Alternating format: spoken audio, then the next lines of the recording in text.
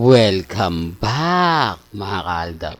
Ito na naman po ang inyong lingkod, si Mr. Destiny. At magbibigay po tayo ng pinakamainit na update po ngayon sa social media mga kaaldab. Sabi ko nga po sa inyo, ang bilis no.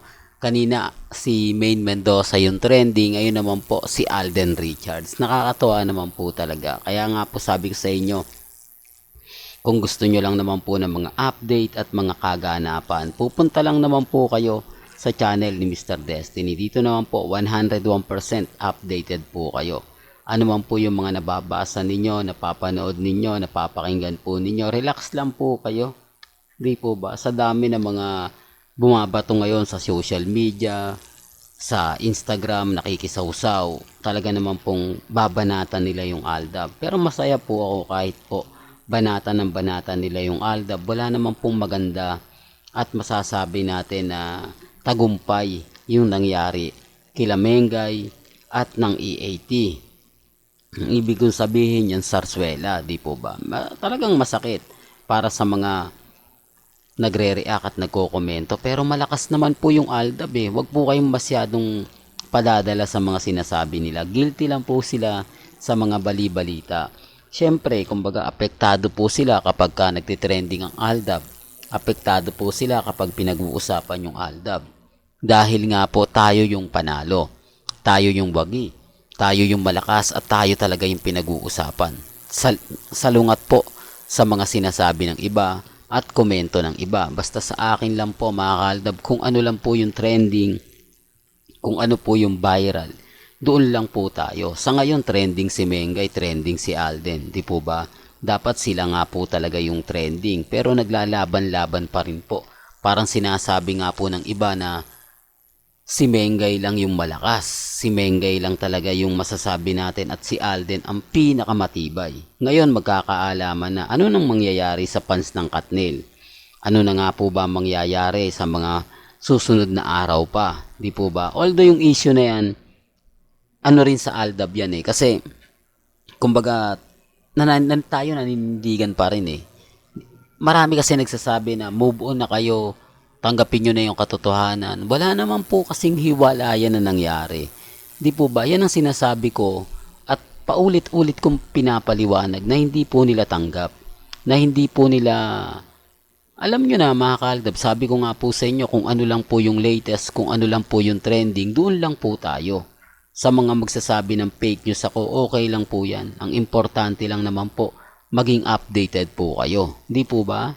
Pero bago natin ituloy, etong napakagandang update natin. Kung bago ka lang sa channel na to, at isa kang true-blooded Aldab Nation na nagmamahal po kila Mengay at Isoy, tama po ang channel na pinuntahan mo, kaya consider na po kitang bagong subscriber. At huwag mong kalimutang i-share ang mga video po natin sa mga mami, sa mga titas, at sa mga senyor. Remind ko lang po sa mga laging galit na galit po sa mga sinasabi ko. Nirerespeto ko po kayo at ginagalang. May kanya-kanya tayong opinion, may kanya-kanya tayong pananaw. Kung sa tingin po ninyo, fake news ako, okay lang po yan. Kasi sinasabi ko lang naman po yung mga nangyayari at nagaganap. Kung hindi nyo po pa kasi alam at hindi naman po ninyo nakikita, sabihin na natin na dumaan lang sa wall tapos matagal siya bago mag-trending kasi yun ay post pa lang. Hindi po ba? Madali nang mawawala yun. Parang nagpaparamdam lang po si Bossing na may gagawin siyang na sitcom sa TV5, yung Mana-Mana. Para lang klaro kasi yung iba hindi pa po alam yung kwento. Sabi ko nga po sa inyo, relax lang kasi darating naman po yung point na malalaman at malalaman din po ninyo. Mapapanood yung mga kaganapan. Kaya nga po sila nagbibigay ng mga ganong update para aware na po kayo. Para sa bandang huli, hindi na po kayo magtatanong. Ganon din naman po yung mga posts ni Menga, yung mga shoot niya na eksklusibo lang siya dahil hindi nga po siya yung tipong ginagawa yung para lang po magkaroon ng mga kaganapan. Sabi ko nga po sa inyo, kung binubulgar po yon, mas madali na, di po ba? Kaya nga po yung mga posts medyo pahabs-habs lang, hindi siya binibigay ng kumpleto. Ganun din po kay Bossing. Di po ba? Kasi meron pa po siya sa TV, sa GMA Kapuso. Kaya siguro hindi pa siya gaano nagpo-promote. O hinihintay niya lang matapos yung segment na yon. Sabi ko nga po sa inyo, tuloy-tuloy pa naman po yung taping. Pero hanggang saan? Hanggang kailan? Di po ba? Kasi ang isang show, kapag hindi po talaga pinopromote, matagal po talaga. Tama naman po yung sinasabi ko eh.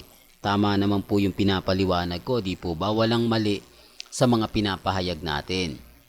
Kasi kung ano lang po yung latest, kung ano lang po yung trending, dun lang po tayo. Di po ba? Tapos sasabihin nila, keso ganito, keso ganon. Okay lang naman po yun. Ang importante lang naman po, maging updated kayo. Ang importante naman po, kung ano yung sa tingin po ninyo, kung ano yung sa palagay po ninyo. Sa dami po kasi ng mga nababalitaan natin, sa dami po kasi ng mga komento sa Instagram, sa Twitter, sa Facebook, relax lang po kayo. Di po ba? Tapos sasabihin nila, hindi, ganito, ganyan. Oh, sabi ko nga po sa inyo, sa mga nagsasabi ng fake news ako, sa mga nagsasabi, hindi, ganito, ganyan. Okay lang po. Ang importante lang naman po dito, kung ano yung pahayag po ninyo, kung ano po yung sinasabi ninyo, relax lang. Darating naman po yung point mga kaaldab na panalo naman po tayo eh. Taliwas po ito sa mga sinasabi ng iba, komento ng iba. Basta sa akin kung ano lang po yung latest, kung ano lang po yung trending, dun lang po tayo. Kaya wag po kayong maniniwala sa mga sinasabi at pahayag po ng iba. Tulad niyan, yung may mga netizen po na lagi nagsasabi sa atin, Mr. Destiny, nabalitaan mo na ba to? Nakita mo na ba to? Napanood mo na ba to?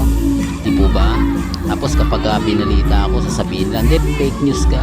Sino nga po ba ang mas trending at pinag-uusapan? Pagkatapos ng Katnade, ano na nga po ba yung susunod na akbang? Sino na nga po ba yung inililink? Hindi po ba mawawala na po yan? O wala ng fandom? O wala ng love team? Kasi love team, basag na lahat eh. Hindi po ba sa ginawa po nila sa Aldab? Ngayon, kung magsasama po sa pelikula sina Mengay at si Alden, talagang pagpipiestahan, ito yung sinasabi ko na hindi po nila nagigits eh. Ito yung sinasabi ko na hindi po nila naiintindihan. Sabi ko nga po sa inyo, dito po sa channel ni Mr. Destiny, kung ano lang po yung latest, kung ano lang po yung trending, doon lang po tayo. Huwag po kayong basta-basta maniniwala sa mga sinasabi ng iba kasi hindi naman po talaga nila yon alam at hindi po yun kumbaga ganito ganyan lang, di po ba? Kaya relax lang po kayo, huwag po kayong magpapa-apekto sa mga pahayag at sinasabi, basta relax lang po, di po ba?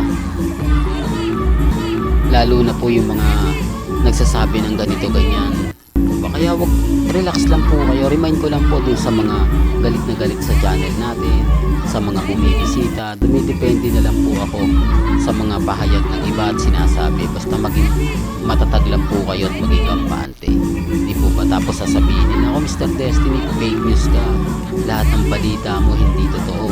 Lahat ng sinasabi mo hindi totoo. Kumbaga, kundi ako sa totoo lang po mga kaaldab, hindi po ako namimilit. Kasi ako, marami naman pong naniniwala sa akin, marami naman pong sumusuporta sa akin. Kaya tuloy-tuloy lang naman po yung ina-update ko. Di po ba? At hindi po tayo gagawa ng mga edited video. Hindi po natin ginagawa. Alam po ng mga followers ko yan. Kung ano po yung pinag-uusapan lang, kung ano yung latest, doon lang po ako. Di po ba? Hindi lang po talaga nila gusto. Hindi lang po talaga nila aware mga kaaldab. Kaya maging matatag lang po kayo, maging kampante. Di po ba? Importante lang po. At laging paulit-ulit kong sinasabi, maging matatag lang po kayo at maging kampante. Real talk to mga kaaldab. Kaya sasabihin ko ulit sa nagsasabi ng fake news, normal lang po yan. Ang importante lang naman po, ito mga ginagawa natin. Number 1 lagi po ang Aldab. Yan po yung lagi nyong tatandaan at lagi nyong paniniwalaan. Never po tayong bumagsak at never po tayong hindi nag-viral. Well, hanggang dito na lang po yung updates natin mga kaaldab ha.